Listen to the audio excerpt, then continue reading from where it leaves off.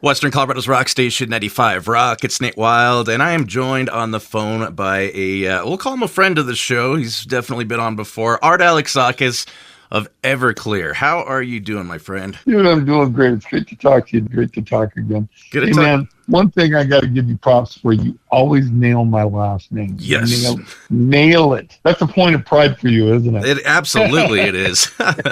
Art Everclear, I caught you guys back in September in Denver. You're going to be heading to the Stanley Hotel Friday, January 30th and Saturday, January 31st. 2 nights in a row at the historic Stanley Hotel in Estes Park. How's that feeling for you guys? Wow, man, we're excited. We're excited about the history of it. And they're 2 small shows, so it should be just jam-packed and just a lot of fun.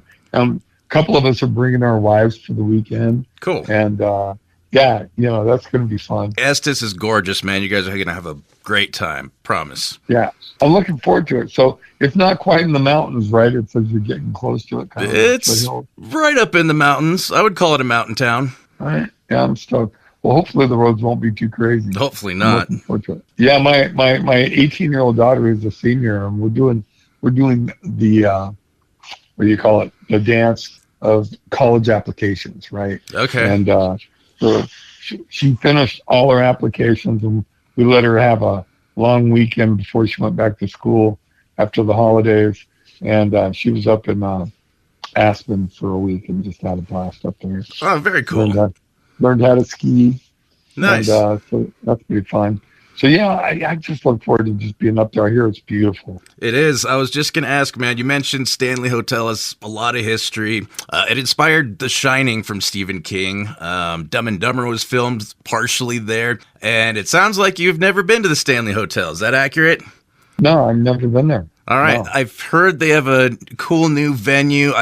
Last time I was there, it was under construction. So I think this is going to be a good one, man. Yeah, it's going to be fun, man. I'm looking forward to it. Absolutely. The last tour, I guess the focus of the last time you guys were touring around, which it looks like you guys haven't really stopped in a while, was the... We don't stop. yeah, that's kind of what I'm gathering here.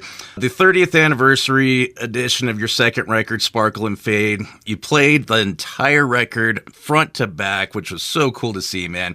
What's it been like revisiting those tracks 30 years later? It's pretty amazing. I mean, you got to remember, we play almost all of side one, like, Santa Monica, Heroin Girl, sure, Twist Inside, Heart Spark Television.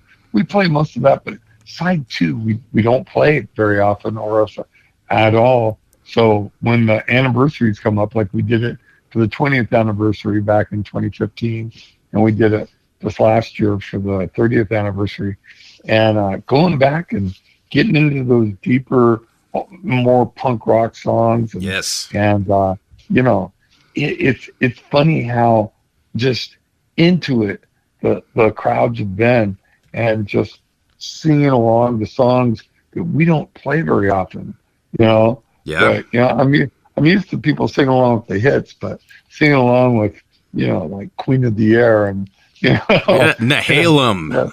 Nehalem. My Sexual Life. There's some, I've listened to that record 7,000 times. So you grew up with that record, huh? Absolutely. Yes. Yeah, man. I'm very proud of it. It's a great record. I'm really proud of all our records, but yeah, that record and Afterglow, I felt like we were really just as a singer-songwriter and producer, and having a budget for the first time. I'd never had money to record, right, in a real studio with really talented engineers. It was blast. It was just, I was living my best life, man, for sure. Awesome. That it shows. I'll put it that way. Well, thanks, brother. We'll hear more from my interview with Art Alexakis of Everclear in just a little bit, so keep it locked right here on 95 Rock. Western Colorado's rock station, 95 Rock. It's Nate Wild, and we are talking to Art Alexakis of Everclear about, well, some things. They're playing the Stanley Hotel this weekend, and, I also have heard, Art, that you might be working on a new record. I've heard rumblings. I've been writing songs and working on ideas, and we just went into the rehearsal studio. Now, we don't all live in LA, so I got to bring people into town, but we came out with 5 really great ideas and 2 or more fleshed out than the other ones as far as lyrics go. But yeah, we're really excited, and I've got a bunch more songs to work on. So hopefully we're going to record about, like 15, 16 songs and Yes. pick the best 10 to 12 and just make the best record out of it. And we'd like to get it out this year, but that might be a little ambitious. But I'd like to finish it, get it into production. We don't even have a label. We have people who want to put it out, but I haven't picked it. I haven't like given it to anybody. I'm just paying for it myself, Okay. and then we'll shop it around. That's kind of the way to do it. If you have the luxury of having a little money in the bank and you can do that, Sure. that's the best way to do it. Because that way you can, you're not dependent on people, and you don't have to do things like a lot of people who do major label deals. They give away part of their publishing or touring money or merch money. Right. Yeah, I don't believe in that. That ain't happening. But yeah, it's very punky right now. I was just gonna ask, what's it like? What's it like? It's raw and punky sounding. There'll be other type songs on it, but this feels a lot like Sparkle and Fade in a lot of ways. We'll see. I don't want to say that because we're only like 4 or 5 songs into it, but we'll see.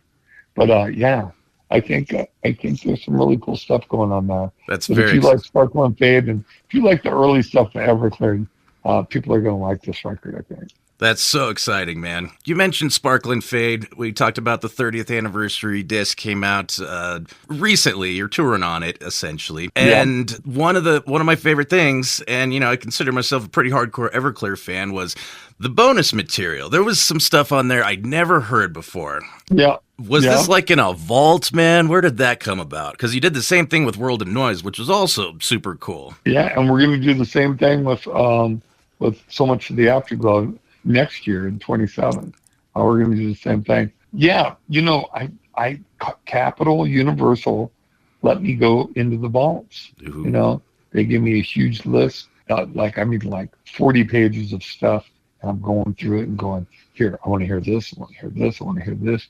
And they're like, there's a box of stuff that's unnamed and that we have to bake before you can listen to it. Like, we'll bake it and send it to me. And man, there's so much stuff I had to choose from. And for Afterglow too, there's even more stuff. So that's going to be a lot of fun. That was another question, was because you did it for World of Noise, you did it for Sparkle and Fade. Afterglow is going to be another project. Yeah, Afterglow is going to be another project. Oh. And then hopefully in 2030, I want to do something. I don't know if you know this, but so we put out 2 records of songs from the movie. Volume 1 and Volume 2. I was pushed into doing that by my manager at the time. I wanted to do 1 double album. So when we put it out in 2030, if I'm still alive, we'll see. You better be. But okay, I'm working on it. Okay. But I want to do that. I want to go through. There's songs that didn't make the record, and there's songs that I put on the record that I didn't want to put on the records. Both of the records. So I'm going to do it the way I wanted to do it, as a double album. Okay, kind of the original vision there. The original artist vision, yeah. I love it. That would be fun. That's going to be amazing. That's the plan. We'll see. Okay. I bought both of those records the day they each came out. So, thanks, man. You are a fan. Thank big you, brother. time. I appreciate it. Big time. Long time fan. We're going to hear from Art Alexakis of Everclear one more time in just a little bit. So keep it right here on 95 Rock.